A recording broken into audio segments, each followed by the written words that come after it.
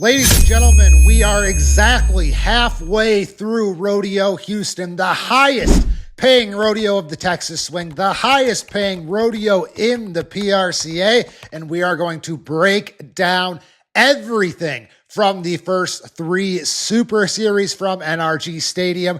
This is No Huddle Rodeo coming to you from the Fort Worth Stockyards as always, and we are presented by Cavenders, also brought to you in part by Runyon's Fine Furniture. And the number one thing that we need to talk about when we are talking Houston is just exactly how important this rodeo is, because however important you think it is on the pro rodeo calendar, it is probably more important. For starters, last year they increased that payday for the champion from $50,000 to $65,000. Every champion in RodeoHouston in 2025 made over $70,000. Over half of those champions, 5 of the 9, went on to win the world title. And so we're going to start in the bareback riding, because I do think in all of these events it'll go a long way. But the bareback riding, just like it did a year ago, Houston will go a very long way in determining who the world champion is, especially when you consider who has already advanced. Because if you remember last year, Rocker Steiner basically had nothing won coming into Houston. He goes out, wins $71,000 in Houston, takes care of business there, sets up his entire season. He ultimately wins the world title by about $60,000. And so that's kind of the backdrop that we are working with for every event, but specifically the bareback riding. And when you look at, like I said, what has already happened in the bareback riding in RodeoHouston, I mean, these semifinals, like the finals in Fort Worth, like the finals in San Antonio, these semifinals in Houston, they are absolutely going to look at the NFR, because if you look at Super Series 1, it is won by a resurgent Cole Reiner, who's looking to get back to the NFR after having his streak of 5 in a row snapped. So he headlines Super Series 1. Also advancing from Super Series 1, Wacy Shawa, the current world number 1. Jess Pope, a past world champion and 3-time NFR average champion, who pushed Rocker Steiner to the brink in 2025. He moves on. Super Series 2, we mentioned Waylon Bourgeois, $5,000. Rocker, $4,750. They're both NFR qualifiers. They're both top 10 finishers from a year ago.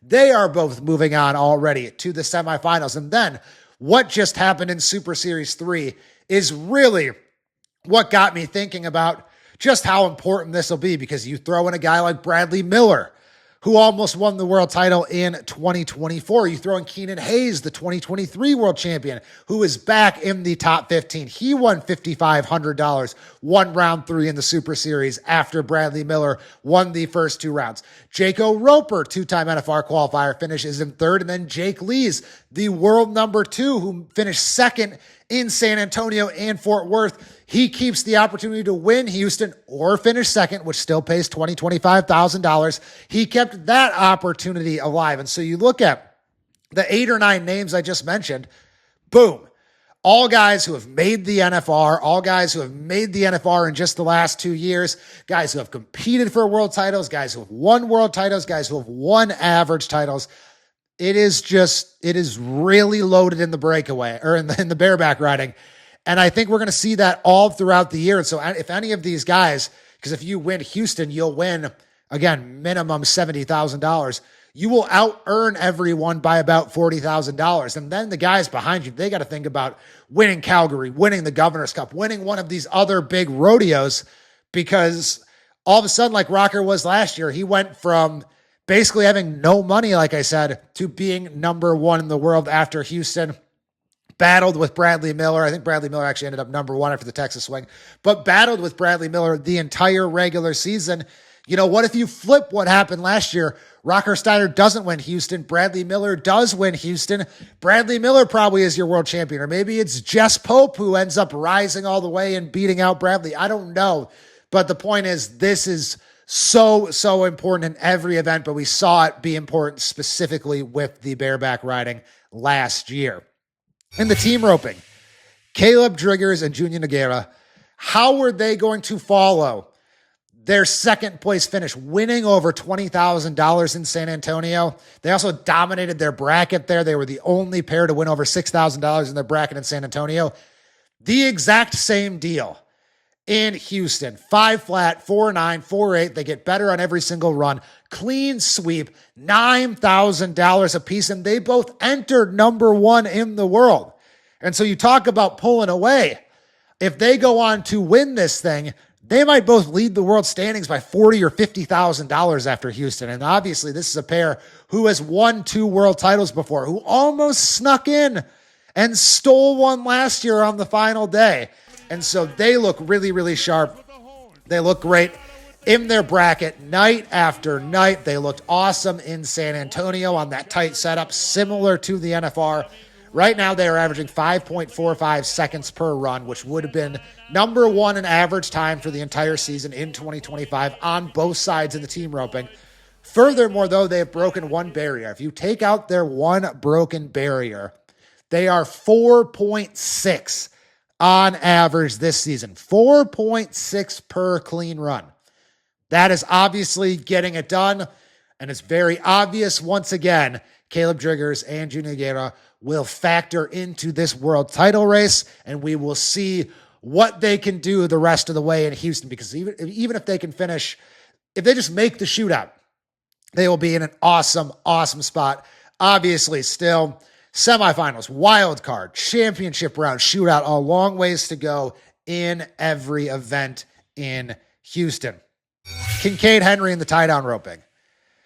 Dominated in not quite the form that Driggers and Nogueira did, but really, really did dominate. I have been so impressed with Kincade Henry. I mentioned this briefly on last week's No Huddle Rodeo, but I talked to him after the NFR, after one of his 4 runs, by the way, of 7.3 seconds or faster. I talked to him after one of those runs, and he said, you never really have the start at the National Finals Rodeo figured out per se, but he's like, I really do feel like, not, again, he didn't want to say that he had figured it out, but he feels confident. He trusts his run there. He trusts that he can 2, maybe 3 swings, throw, get it on him, and then go make a good run, be really, really fast. And like I said, 4 runs of 7.3 seconds or faster at the National Finals Rodeo this past year. Then he goes on to win Fort Worth. Then he goes on to make the finals in San Antonio. And then he gets to Houston. He's number 1 in the world by about $10,000. He gets to Houston, makes runs of 8.6, 8.3, and then 7.6 seconds, which is ridiculous in Houston. 7.6 seconds last night in round 3. And he has won over $6,000, $6,875. He entered number 1, remember. He has out-earned every single tie-down roper in Houston so far by at least $2,000. And so a good position to extend his lead. But again, if you also think of what it takes to succeed at all of these different rodeos at the Texas Swing in Fort Worth and San Antonio, you have to be precise, just like at the National Finals Rodeo. To win Fort Worth, you really have to be taking 2 swings, get it on them, be good on the ground, be 7-1, 7-2, 7-3, 7-4, 7-5 to win that rodeo. Then he's 7-8 in San Antonio in the championship round there to take 4th. Then in Houston, it takes a little bit more horsepower on that score. And he's 8-6, 8-3, and 7-6. The average doesn't matter in those Super Series, but he is far and away the fastest on his 3 runs in Houston, which bodes well moving forward. Because even if he's 8-6 in the semifinals and 8-6 in the championship round, he will still go to the shootout. And if you go to the shootout, you are guaranteed a payday of $7,500 minimum. You factor that in with the $6,800 he's already made. Again, if Kincade Henry is 1-2 good runs away, or average runs from what we have seen from him this year, from going to that shootout and putting $20,000 more in his pocket, maybe winning this thing. And if he does win this thing, you can stamp Kincade Henry as probably the world title favorite, depending on what Riley Webb does. Obviously, so long, so much work to be done. A long, long ways to go. But like I mentioned, you can win $70,000 in Houston.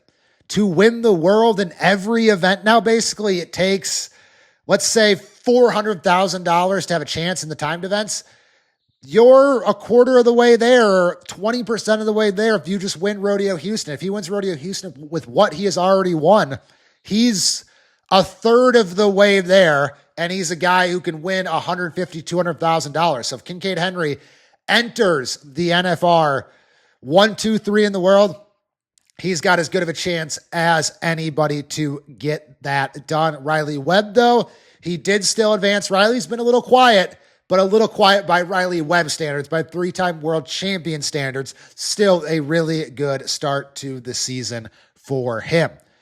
Another world number one. We're going to the barrel racing. Emily Beisel entered Houston, number one in the world. She made the finals in San Antonio. She dominated her bracket in San Antonio. Then she won the average in Tucson. 7 of her last 8 runs entering Rodeo Houston had won her a check of at least $1,500. And it turned out when we got to Houston, she was just getting warmed up.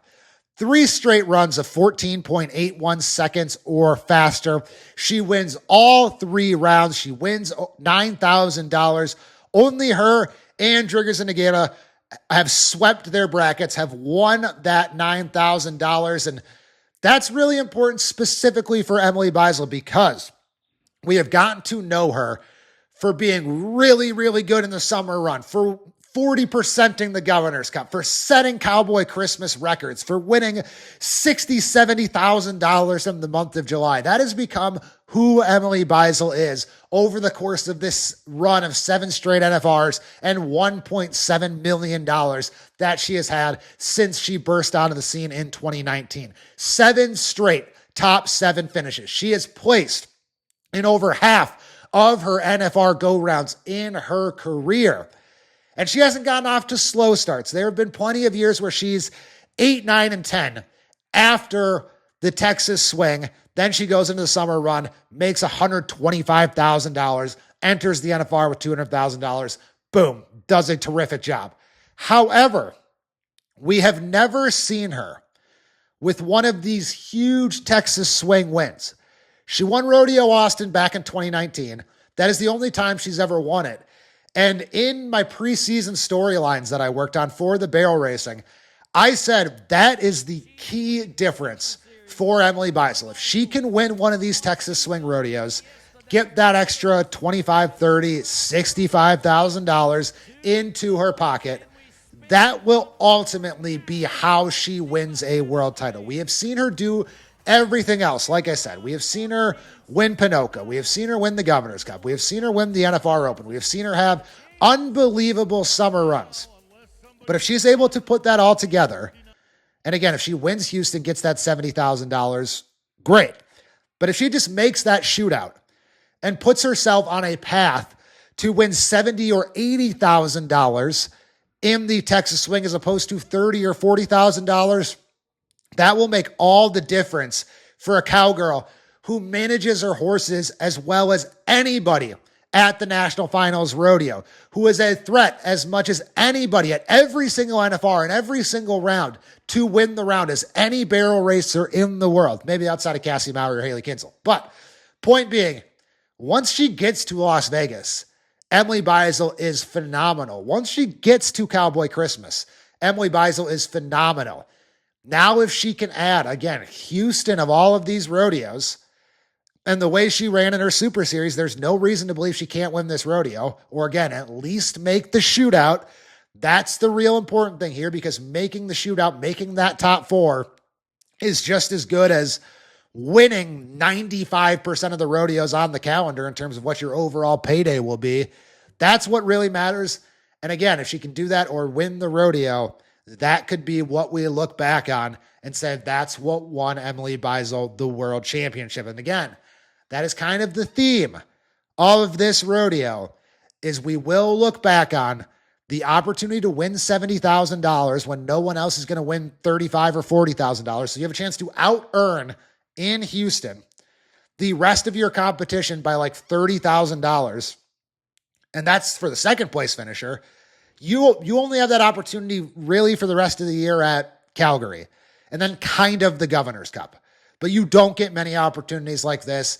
And Emily Beisel so far has taken advantage when she already had the hammer of being number one in the world entering this rodeo.